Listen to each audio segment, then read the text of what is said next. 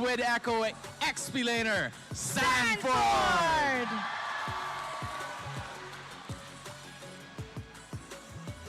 Best performance to the best of 7 series. Your MPL Philippines Season 13 Finals MVP is... Sanford!